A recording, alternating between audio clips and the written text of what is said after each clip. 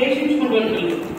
ఎవరైతే చచ్చిపోతారో, ఎవరైతే దేవుడు నమ్ముకుంటారో, ఎవరైతే దేవుడు వాక్యం వింటారో పిల్లలు వాళ్ళందరినీ బాగుపడేవాడు. అంత మాత్రమే కాకుండా వాళ్ళని చాలా ద్వేషించుకున్నారు. ఒకసారి ఏమైందంటే ఆయన గొడవ వెళ్ళిపోతాడు. గొడవ వెళ్ళిపోతే సడన్ గా వెలుగొచ్చి పరగొడుతుంది పిల్లలు. కళ్ళు పోయిపోయి కళ్ళు పోతే పిల్లలు ఆయన చాలా పిల్లలు భక్తుల్లో ఉన్నాడు.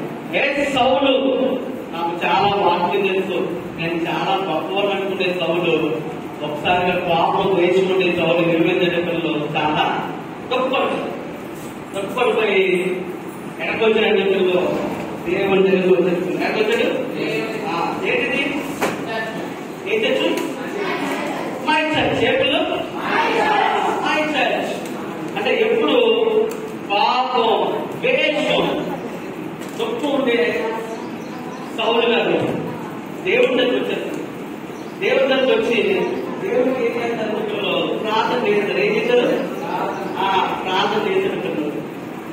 ఎప్పుడో దుఃఖంతో మాత్రం ఉండే సౌలు గారు ప్రార్థన చేయడం వల్ల పిల్లలు ఏమిటంటే సౌలు జీవితంలో ఎవరైనా ద్వేషించి కొట్టేవారు కదా.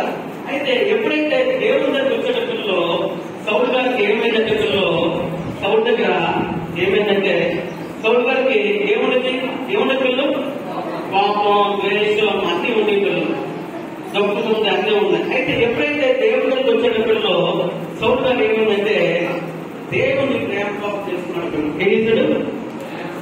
దేవుడు ప్రేమ పాపం చేసుకున్నాడు. దేవుడు ప్రేమ పాపం చేసుకుని ఇతర వ్యక్తులు ప్రేమించడం, దేవుడి సువార్త చెప్పడం ఆరంభించడం.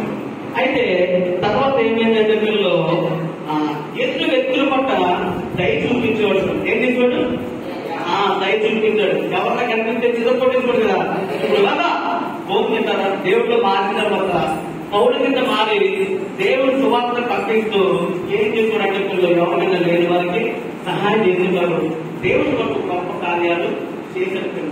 కాబట్టి పౌరు జీవితంలో దేవుడు దయ చూపించినప్పుడు కాబట్టి దేవుడు నమ్ముకోవడం వల్ల ఏమైందంటే పిల్లలు ఆయనకి సంతోషం ఉంది. పిల్లలు ఏమండి?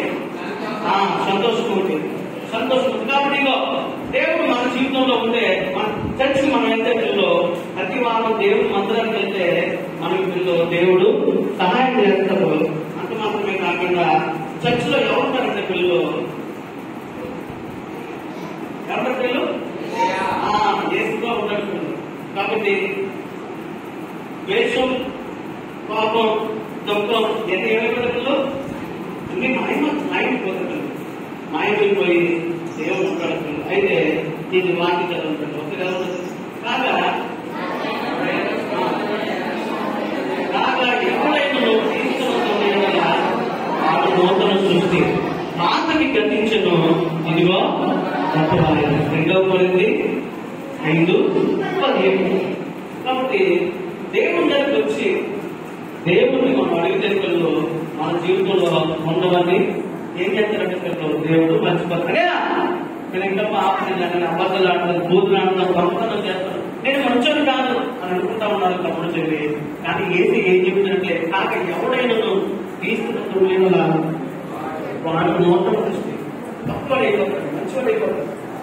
పాలన్నీ గతించిపోతాయంట ఇవ్వ. కాబట్టి దేవుడు మనం ఉపయోగిస్తున్నాం. స్వీకరిస్తే దేవుడు మనకి సహాయము చేస్తాడు. అంటే చెప్పడం